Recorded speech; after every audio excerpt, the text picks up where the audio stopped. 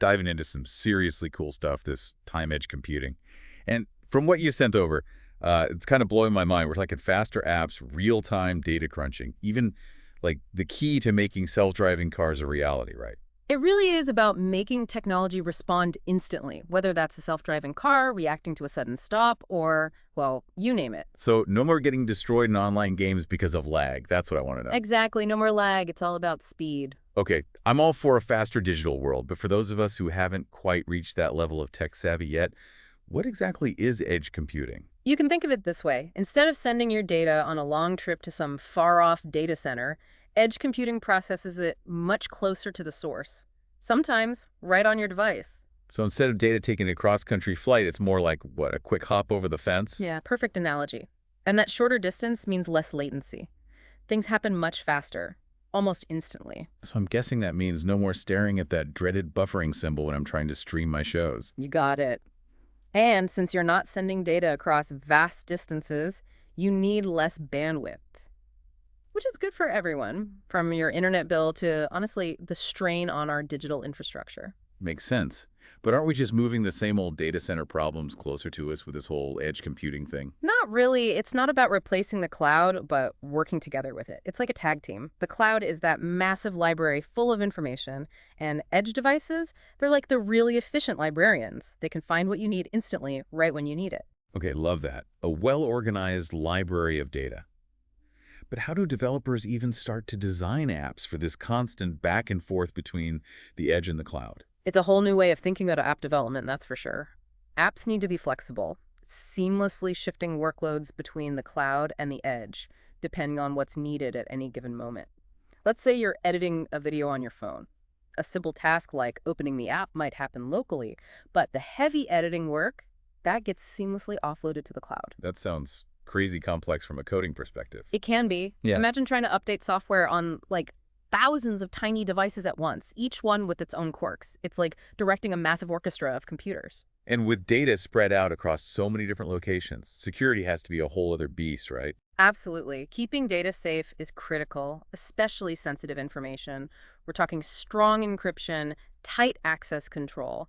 Think of it like a security system for each point in the network. So we're essentially building a whole new digital world here with its own rules and definitely its own challenges as well. And that's what makes this so exciting. We're rethinking how we design, deploy, and secure the applications that are now essential to our lives, all while making them faster and more responsive than ever before. Okay, so we've got all this data flying back and forth between the edge and the cloud. Yeah. How do we make sure it doesn't turn into a chaotic mess? It seems like things could get out of sync really quickly. That's where data synchronization and consistency come in. Imagine, like, you and I are editing a document together. Okay, got it. If you make a change, we need some system to make sure I see that change too, right? So we're both, like, literally on the same page. That's what data consistency is all about. Right, so no one's accidentally using an outdated version. But how does that work when you have data spread across all these different edge devices?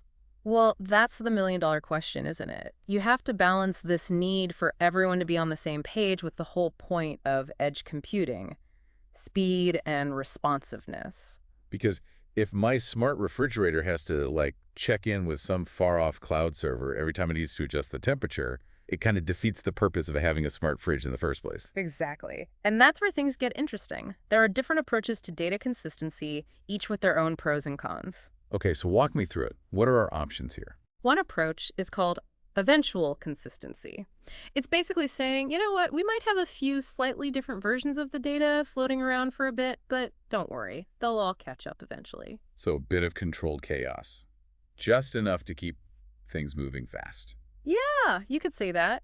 And for a lot of applications, it works perfectly fine. Think about, like, social media. Yep. If you see a new post a few seconds later than someone else, does it really matter? Probably not going to ruin my social life or anything, but are there ever situations where even a tiny discrepancy could be a huge problem? Absolutely. That's where you need a stronger approach, something called strong consistency.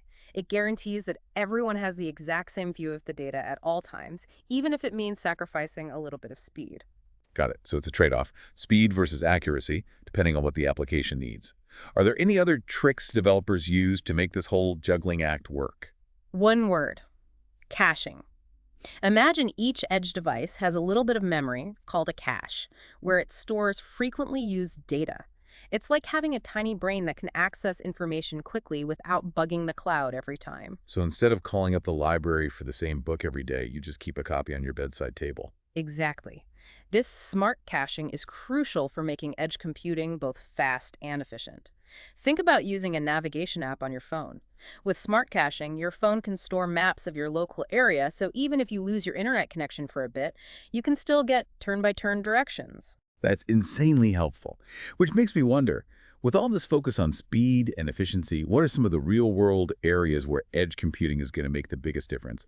It feels like edge computing is way more than just like a tech upgrade. It's like a total game changer for how we use technology in, well, pretty much every part of our lives. It really is. And honestly, we're just scratching the surface of what's possible.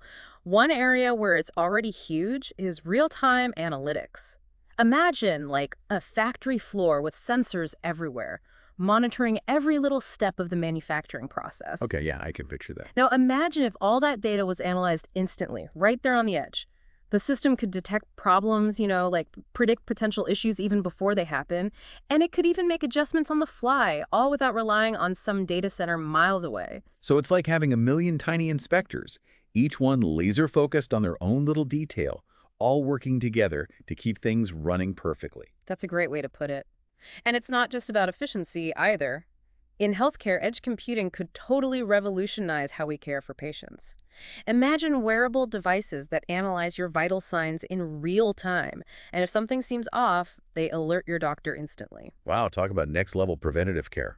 It's like those sci-fi movies where people have all those biosensors constantly monitoring their health. It's closer to reality than you might think. And it's not just about monitoring. Edge computing is also the key to those mind-blowing AR and VR experiences everyone's talking about. By handling the heavy processing locally, right there on the edge, we can finally get rid of that annoying lag that makes you feel sick and, totally ruins the immersive experience. So, no more VR headaches. Sign me up for that. What about other cool applications we might see with AR and VR powered by edge computing? Think about surgeons using AR headsets during complex surgeries.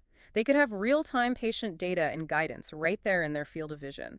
Or architects collaborating on these crazy detailed 3D building models that respond instantly to their input. It's like stepping into the future. We've talked about factories, healthcare, the world of AR and VR. What other industries are going to be transformed by this whole edge computing revolution? Well, how about smarter, more efficient cities? Imagine traffic lights that adapt to real-time traffic conditions, optimizing for flow, reducing congestion, or smart grids that predict and respond to changes in energy demand, making our energy consumption way more sustainable.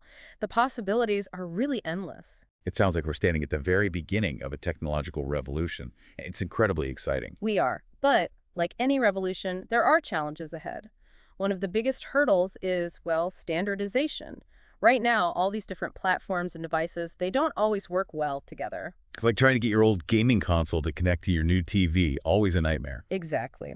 We need to figure out some common standards so that all these edge devices can easily talk to each other and share data. Another big challenge is something we touched on earlier, edge AI.